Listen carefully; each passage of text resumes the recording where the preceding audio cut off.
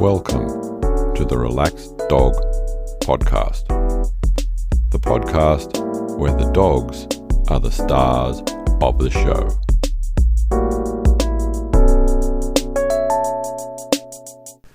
Welcome to the Relaxed Dog Podcast, sponsored by The Relaxed Dog.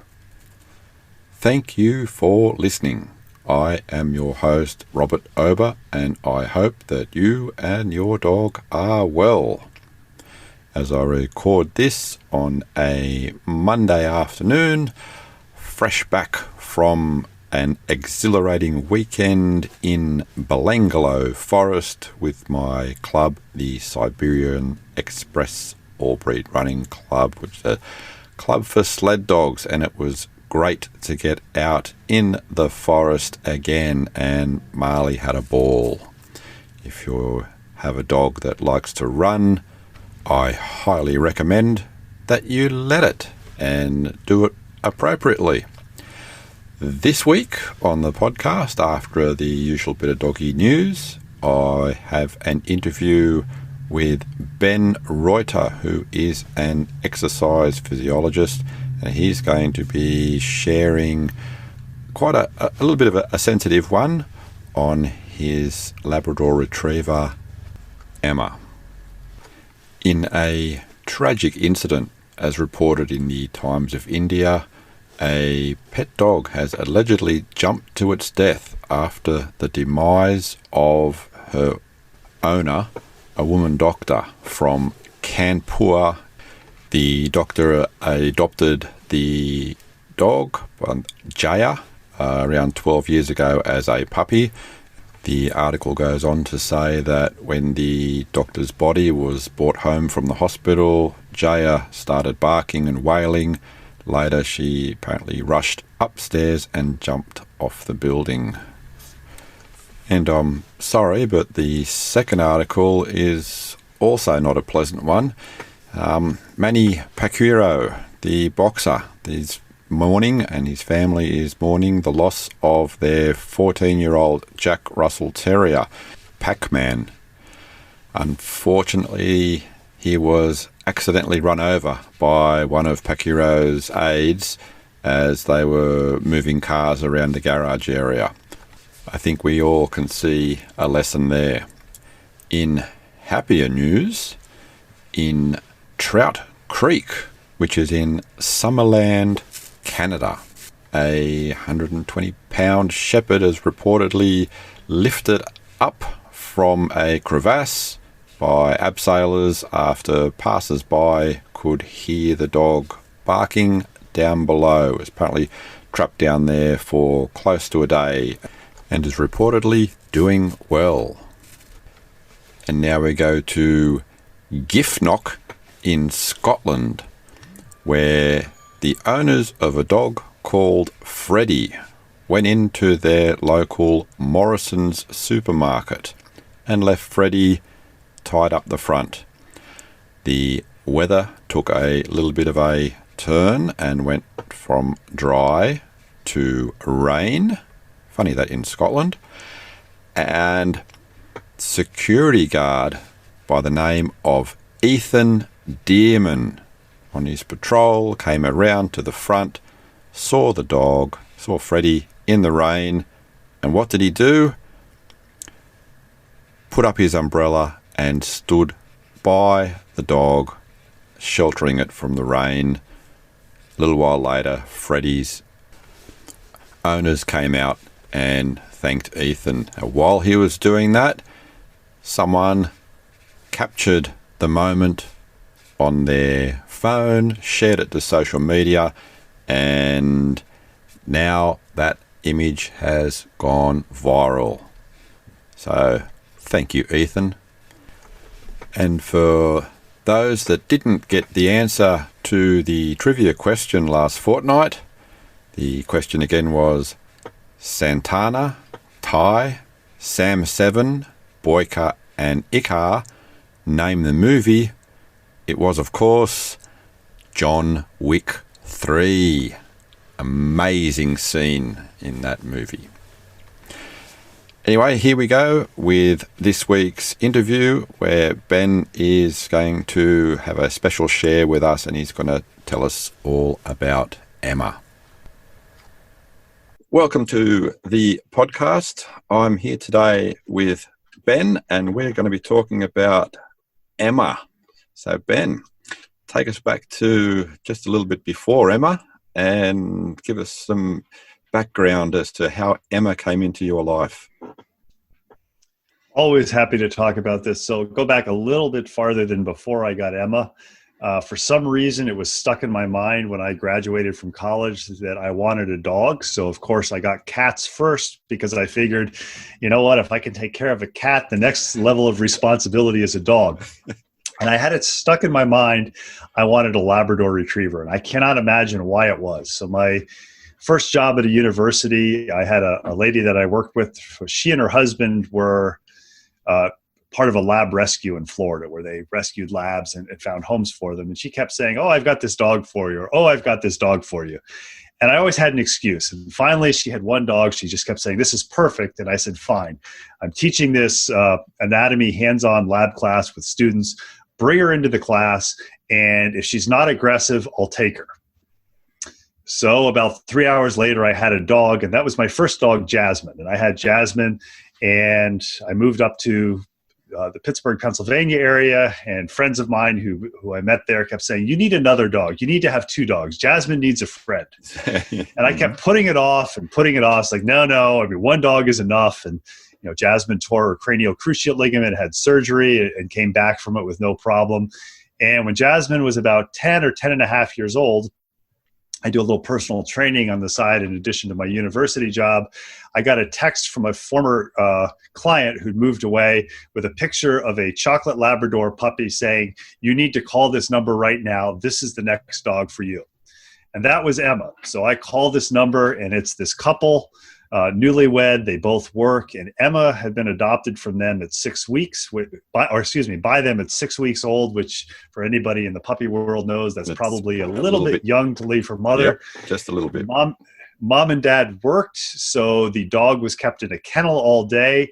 And when they got home, other than an hour or so out, the dog was put back in a kennel because they had a cat. And as anybody who has dogs know, if they're not well trained, they like to chase cats.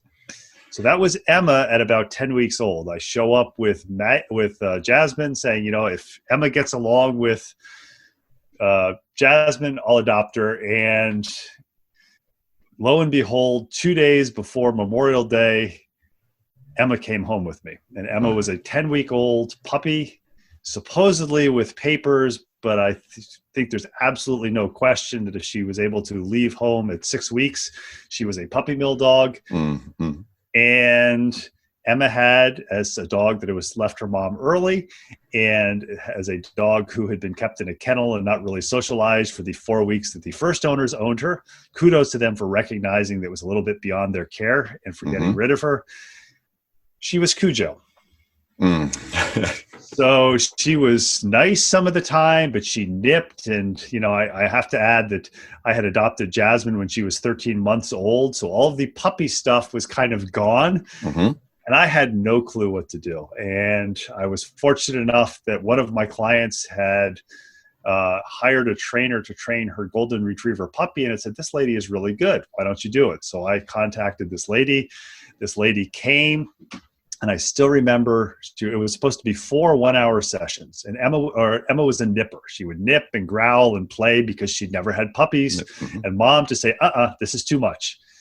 The trainer came. I remember sitting out on my patio, at the patio furniture while the trainer worked with Emma. And I remember thinking, what the hell did I do? Because she's nipping at her and barking at her. And she stayed an hour and a half, and Emma was quite a bit better. Then she went from Cujo to kind of a holy terror. And she said, and the trainer said, here's some things that we can try as we're working with her. She said, let's try spraying her with water. If she nips or she bites, we'll spray her with water. Well, Emma's a Labrador. Emma thought that was great. Fun. So then she said, well, why don't we try spraying her with water with lemon juice in it? Well, lo and behold, Emma liked the taste of lemon juice. So she left me with, well, one of the things you can do, because she's better and you've got some tools to work with her, but if she does this, fill a tennis can full of pennies, shake the tennis can and throw it on the floor and it'll scare her. So I sourced some pennies. I bought a can of tennis balls and filled the can with pennies, wrapped it up with duct tape. And, when Emma had her nipping fit, I said no. I reprimanded her. I shook the can and I threw it on the floor. And Emma thought that was the best thing in the world. She grabbed the can and brought it back to me. But I have to say, as I used the trainer's skills over the next 2 weeks, there were times that Emma would nip a little bit, but I would say just from that one session, she was like 90% better. Trainer comes back for the second session. And, during this, I'm communicating with her, says, this dog she's had a bad life. You always have to watch her. You have to make sure she's always going to be dangerous, but, you can keep her, but just be very alert with her. And at the end of the second session, she's working with Emma, and Emma's again pretty good. And she had some medical issues, not Emma, the trainer. So I never got the final 2 sessions, but I knew that she was going to be good because about 3 weeks later, I was walking her with my first dog, Jasmine, and there was a fly in her back, and I reached down to brush it off, and I think Emma saw a shadow. So she went back and she went to nipped at me, and I grabbed the scruff of her neck and said no. And as soon as I grabbed the scruff of her neck, she collapsed on the ground just in a passive position. And literally just doing the normal dog training from them, she turned out to be a very, very good dog. Jasmine was kind of a loner dog. She tolerated her, didn't dislike her, but she was very good that when Emma would be too much of a puppy, she would jump on her, pin her, and growl. And I very quickly noticed that when she growled, the head was turned away. It was just kind of a, hey, you don't want to do this. Mm-hmm. So we continued on for about 2 years. Life was great. Unfortunately, as happens with dogs, things happen. Jasmine, about 2 years later, I learned that she had cancer and I had to put her down at 12 and a half. Had Emma, and I immediately knew I wanted another dog because I had realized what my friends had told me. 1 dog is good. 2 dogs, when they get along, is kind of a lot of fun. It sounds, particularly with the can shaking, that Emma was a very confident puppy. It's funny you say that because she had, as we'll get into, she really had a lot of anxiety issues. Oh, okay. You would think that. So I get a second puppy, and my current dog, who is 7, one of my current dogs, Maggie, and Maggie was a black lab puppy who, when you speak of confident dogs, Maggie's confident. If you want to talk about a chill dog, Maggie, nothing bothers her. She's very friendly, very mellow, likes to do anything, gets along with anybody. And Emma tolerated her. Emma thought she was the best thing. About 3 weeks into having Maggie, the puppy, Emma had to go to the emergency clinic because Maggie liked to hang on Emma's neck or collar with her teeth. And she cut up Emma's neck badly. Not good. So she has a shaved neck. It heals up, and then probably 3 or 4 weeks later, she's just not acting right. Emma's acting really, really strange, and I'm supposed to leave for a conference in like 2 days. She's really acting strange. She's acting anxious. So I am fortunate enough that when I got Emma, I purchased pet insurance. And so I took her up to the emergency clinic, and they did a CAT scan, and they said there's some sort of mass in her digestive system. What has she eaten? I was like, well, I don't know. I watch her. She doesn't eat anything. Well, it's there. It's blocking it. We need to admit her. So they admitted Emma, and I canceled my trip, and she was there for 3 or 4 days, and I would go up and see her, and she'd act cheerful, and I would talk to the vet, and the vets would say, well, it's moving through, so we don't need to do surgery. We don't know what it is, but we have to say she is the most cheerful dog we've ever had in intensive care. Turns out it eventually passes after about 4 days, and somehow she had gotten into the kitty litter and eaten a large quantity of kitty litter. Oh, kitty litter. So she was about 2 years old then. Life continued. She and Maggie get along great. Life is glorious. And about 4 years old, one March day, I call them to feed. And as she's coming to feed, she falls on the floor in a seizure. And I didn't know what it was. Took her to the vet. Vet said, I don't know. I mean, it's just could be a thing. We'll watch it. And she started having more and more seizures. So I took her to the specialty vet. My dog had a neurologist or a veterinary neurologist. And here's again a big fan for pet insurance. They said, it sounds like epilepsy. We don't know. We'd like to do a CAT scan. We'd like to do an MRI. We'd like to do a spinal tap. But we have to tell you, this is really expensive. And I remember saying, no, I got pet insurance. I've got a deductible. Go ahead and do it. Mm-hmm. They did all this work. And I have to add, Emma did not like riding in the car. You had to keep a hand on her. She was constantly whining. But you'd get her to the vet and she would just say, this is great. She'd go in and greet everybody. And we'll talk more about that in a few minutes. So they did all this testing and they came back. It's idiopathic epilepsy. How did that make you feel? My initial thought that I said to her is, I said, what can I do with her? And the neurologist said, you can do anything that you want to do as long as she wants to do it. So this is kind of, as we were chatting before we started recording, this was one of the things that was the impetus behind me starting my podcast with the ethos movement as a lifestyle, not just an activity. I realized that she loved running. She loved walking. She loved being in the woods with me, with Maggie, with my girlfriend. And I decided, it's like, you know what? One of the priorities of most days of the week is we're going to the park and we're going to do whatever she's capable of doing. And pretty much for the first 2 years, we had to manipulate the medicine. We had to figure out what it was. And she was on 2 or 3 meds. And she went about a year without a seizure. I'm like, oh, this is great. This is, this is wonderful. It's still stress. And then we entered a 2-year phase where, first of all, the neurologist, who just was phenomenal, the whole staff. I mean, I remember one time when she was admitted for a seizure because, again, I'm spoiled and I spoil my dogs like they're kids. And the standard procedure in the United States is, if you have a dog with epilepsy, if they have 3 seizures within a 24-hour period, you need to bring them to the vet to make sure that they don't go into a seizure that can't be controlled. And I told the neurologist, I said, look, I've got pet insurance. Forget the 3. If she has 2 in a 24-hour period, you're seeing her for observation. She said, that's fine. So I think she knew that I was one of those pet owners who's like, look, I'm with the pet. Because at one point she said to me, if you ever decide you don't want Emma, I've got 3 or 4 techs who said, we'll take her. So she spent a number of nights, because she had the 2 seizures, as the seizures started to become more common, and we manipulated medicines at the emergency clinic. And I remember one time I'm sitting there waiting for the door to open, and the door opens for them to come bring her back. And as she goes back, I hear like 5 or 6 voices go, Emma! So she had a big fan. One occasion, I called the neurologist to find out what time I can pick her up, because the neurologist had let me know, this is the normal thing. She's good. We'll adjust the meds. Good being as good as it could be. And I said, he said, when do you want to pick her up? I said, you tell me when I can pick her up. I'll be there. And I heard in the background one of the techs say, tell him 3 o'clock, because they wanted to spend time with her. I picked her up one time, and one of the techs said, I hope it's okay. We didn't put her in the kennel when she was here. She just followed us around because she was so friendly. And I knew that the neurologist really had her back and would do anything. And I was fortunate enough to be able to afford it.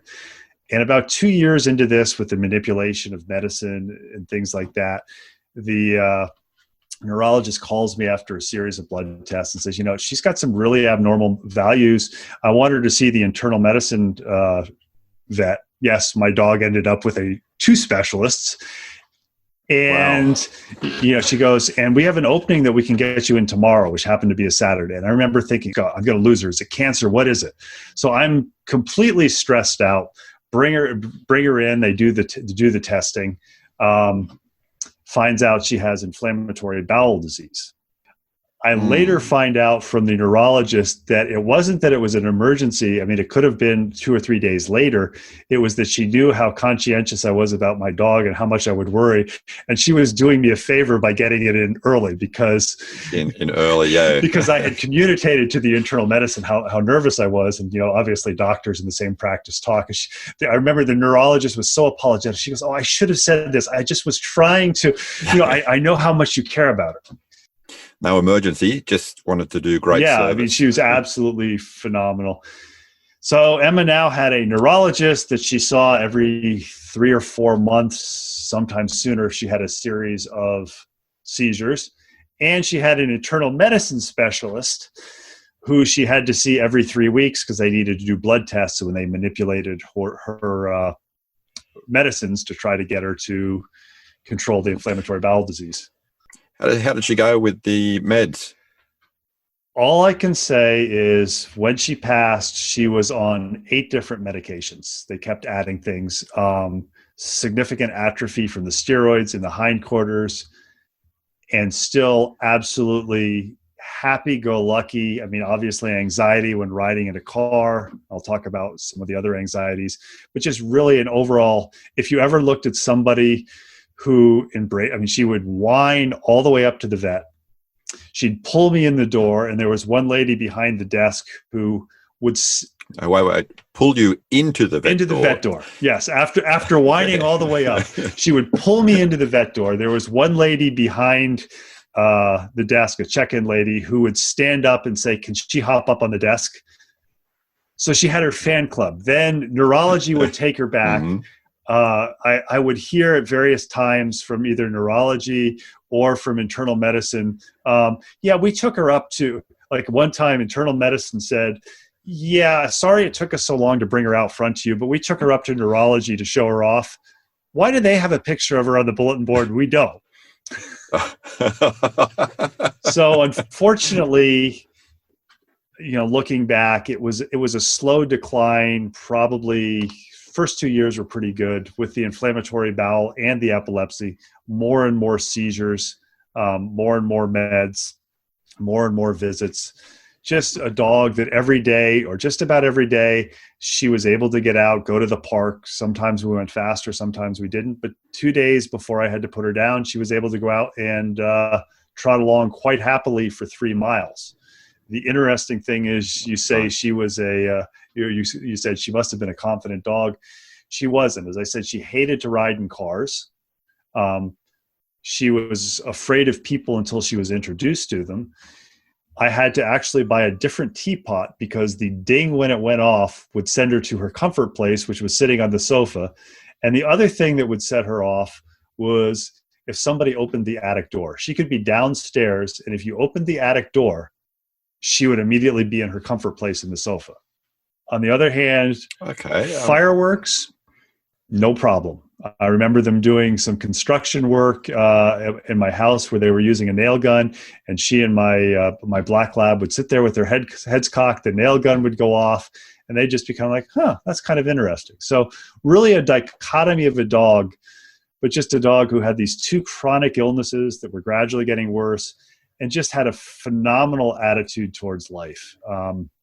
Towards the end, the seizures were getting more frequent. It's pretty much, and then she finally had a seizure that she just didn't really come out of. During that seizure, she tore her cranial cruciate ligament, and I had to make the decision to put her down. And, obviously I cried, but I was pretty good. I was like, okay, I know this was the right thing to do. And what absolutely, the neurologist called that night and apologized, and I'm getting a little choked up about this. She said one of her techs was absolutely in tears because Emma had been her first case. The internal medicine physician called, and again, this was a specialty clinic. This was not where I had her put down. So, I mean, it's obvious that they had gone above and beyond. And, 3 or 4 days later passed, and it's like, okay, I was doing better. And then I got a card from internal medicine where all of the techs and the internal medicine doctor had written individual messages, absolutely knowing, you could tell from the messages that they had known Emma and really loved her. And so I cried like a baby. And then about 3 days later, I get a book of dog pictures from Neurology with, again, individual messages from the two neurologists there, the one she regularly saw and the other one when the doctor was not in it, and from all the texts, again, with these personal messages. And it's like everybody would always wonder with Emma, where they say, oh, you want to go out to dinner? And I'd be like, well, I can't. I have to go home and give her medicine. And they would all think, geez, this is really cramping your lifestyle. And, on the one hand, I wasn't able to go out to dinner as much. And, I had to make sure she got her meds. I wouldn't give it up for a moment, because on the one hand, it was a lot of work. It was a lot of stress. My sleep quality suffered for 2 years. But it's one of those things that, you just, if you have a dog, they really are a family member. And, about 3 months after losing Emma, I adopted Puddin, who's a yellow lab. And as we were chatting before the podcast, I think all of my late pets left a manual, because some of Puddin's, who's my new yellow lab's, traits are exactly what Emma's does. She started to carry large sticks, which was one of Emma's passions on walks. She's starting to seek out the same stick when Emma does that. I drive a Jeep Wrangler, and Emma used to, when we would stop, like to hop up on the center console and put her chin on my shoulder. Puddin is doing that. And it's just one of those things that, unlike I mentioned when we were recording, before we were recording, that I have a black and white cat that replaced another black and white cat who has the same traits. And at least once a week, I call the new cat by the old cat's name, even though the old cat's been dead for 3+ years. I'm never going to call Puddin Emma, because Emma was chocolate and Puddin's yellow. But some of those traits, even though I miss Emma tremendously, it's kind of like I see it, and it just brings a smile to your face, because like, that's exactly what Emma would have done. So it's one of those things. You always wish your dogs or your cats could last forever. You always hate when they go downhill. I've been fortunate enough that when I've had to make the decision to put dogs down, it's been very quickly. There hasn't been long periods of time where I have to carry them outside. You always say, God, this absolutely sucks.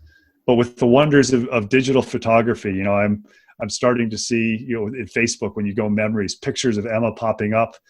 And whereas a year ago, which would have been about 3 months after I lost her, I probably would have teared up or cried. Now it's just kind of like, that's so cool that I have this big album, the digital album of pictures on Google Photos. But sometimes you don't even expect it, and there's the picture. And it's like, that was just a friggin' awesome dog. Yeah, there's no real words, and it's no matter how much we do for them.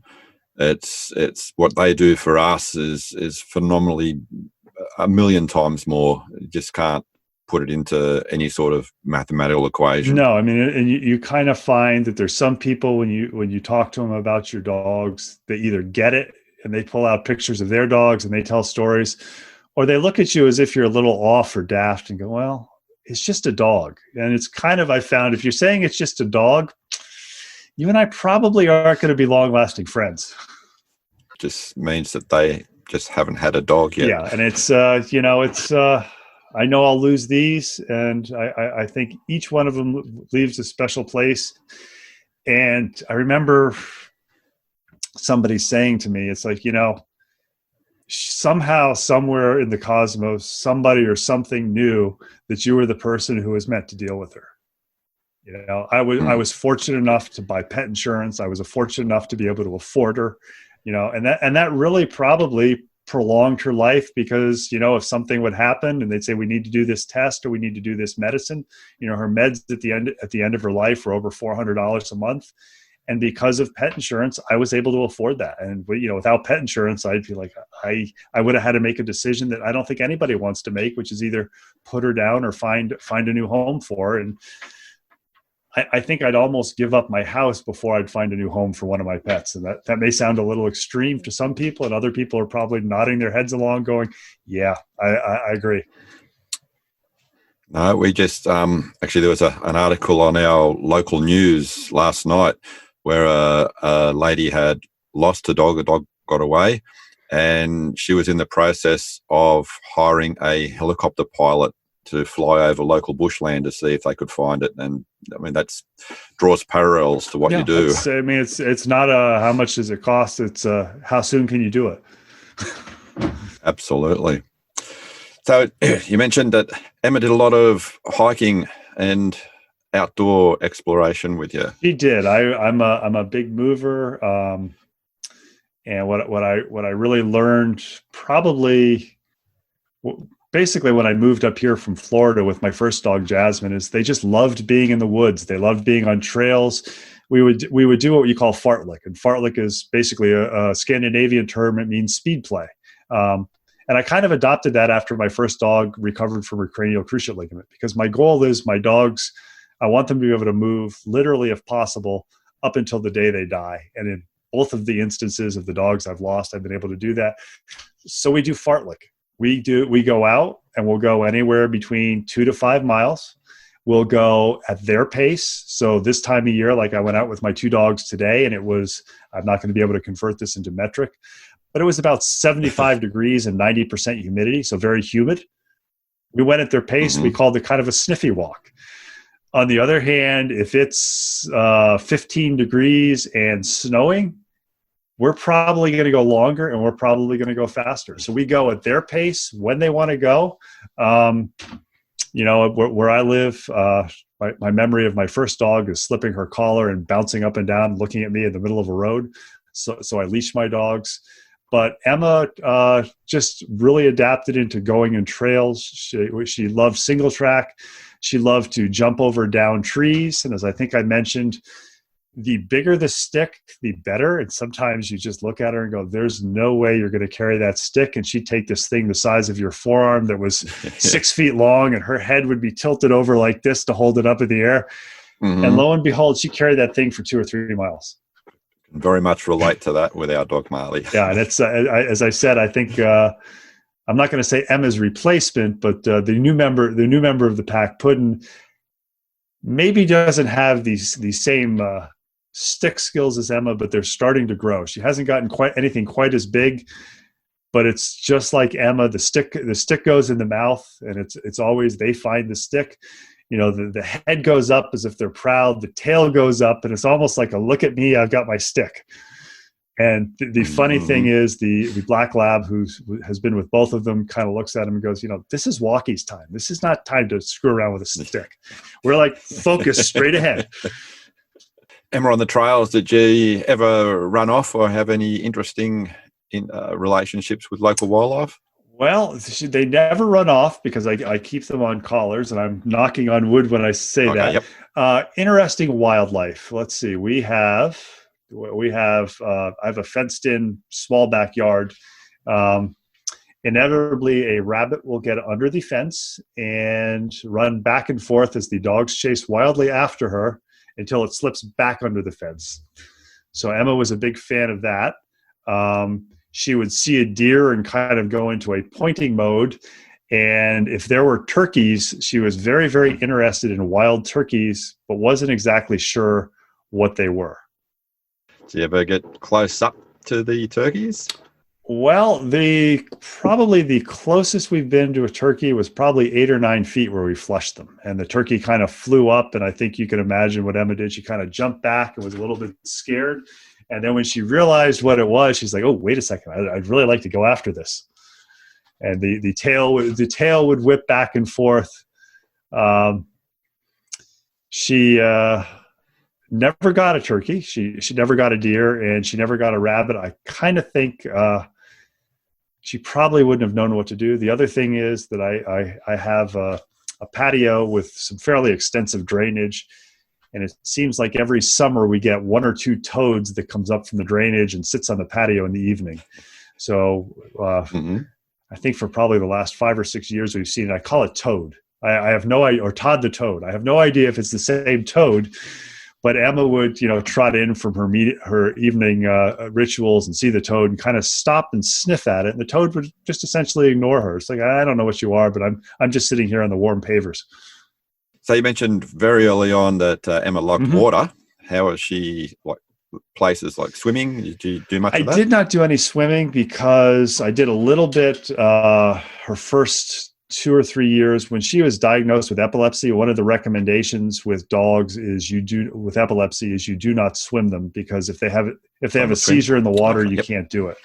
So we would do stream wadings where I would pick my way across the rocks, and she would run through the stream and try to drag me upstream. But unfortunately, never really the swimming, just because of the safety aspect with the epilepsy.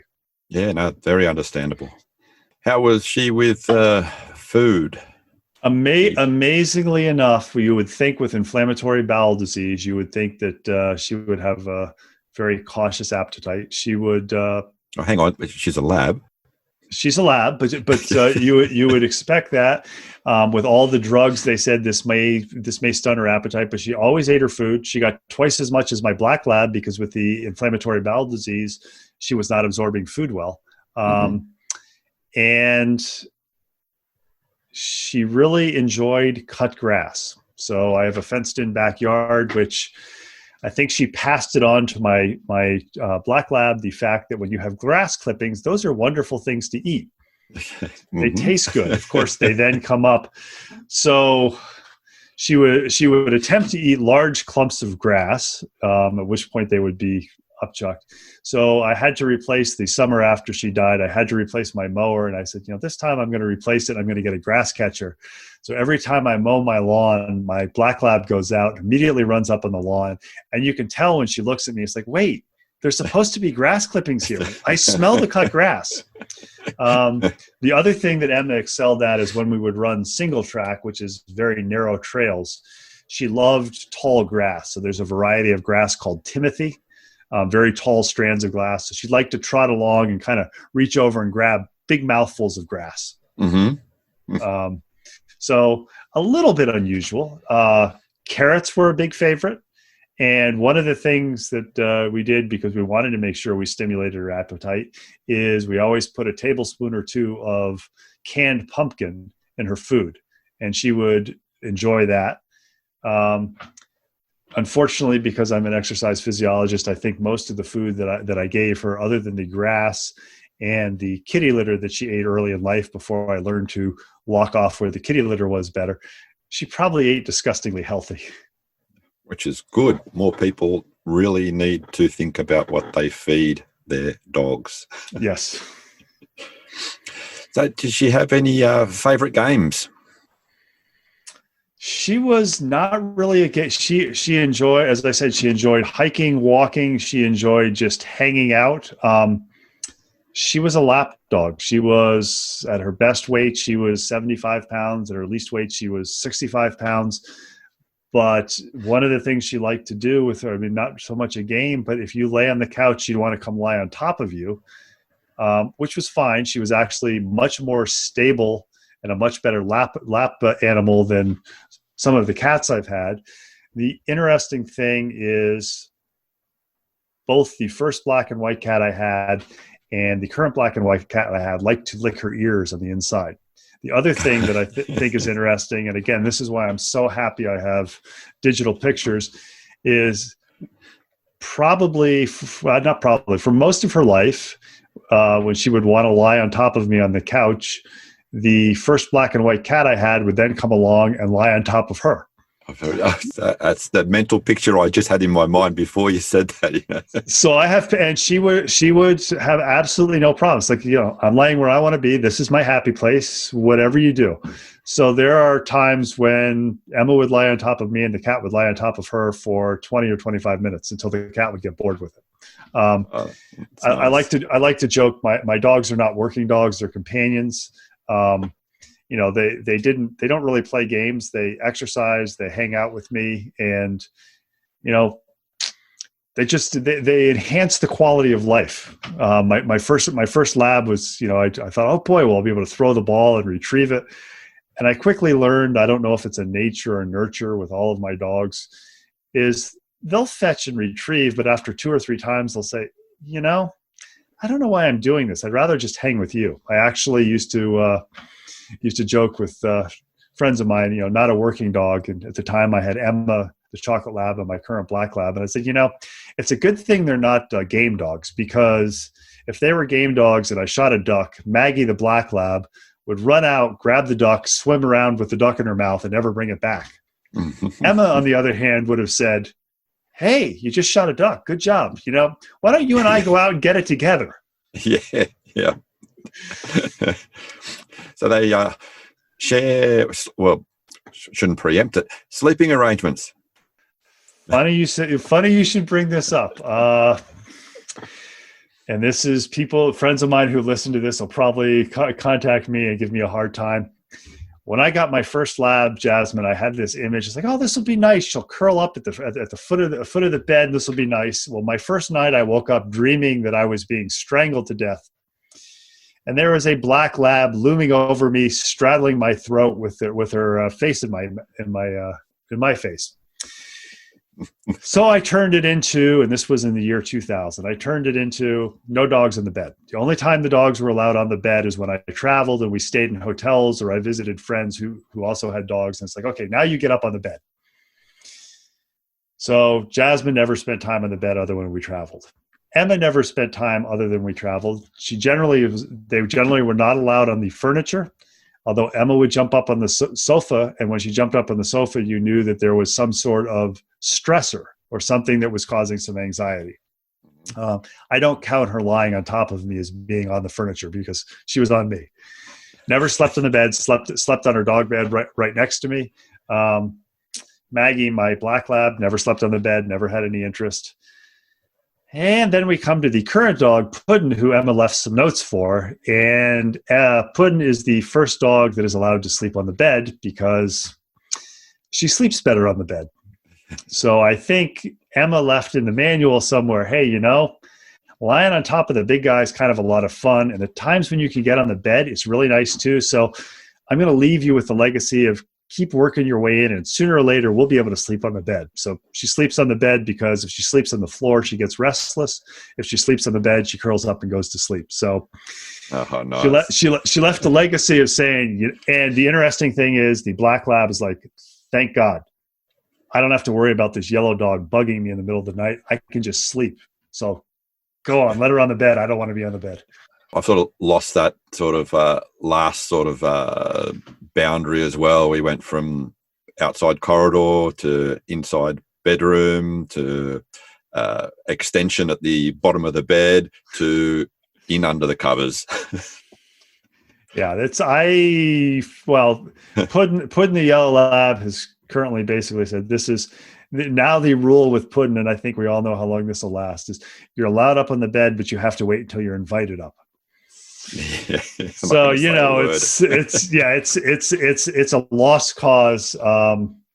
I do have to say, especially when it's cold outside or the power goes out, you're like, I should have done this 20 years ago because and I will say there was an instance where Emma was allowed, the power had gone out, and this is when I knew that I needed to do something because I was sleeping in a sleeping bag. And I woke up in the middle of the night and somehow she burrowed her way into the sleeping bag. So that's the way I knew. It's like, okay, I need to find alternate arrangements till the power goes on because it's a little cold in the house. Mm-hmm. Understandably. I ask all the guests that I have this question, and you've already answered it a couple of times at least, but I don't know if you have anything else that you can add to complete. I can't believe my dog ate. I think the biggest thing was I can't believe my dog ate kitty litter. Other than that, and the grass is kind of the typical dog things. But it's I think if I could say I can't believe something about her.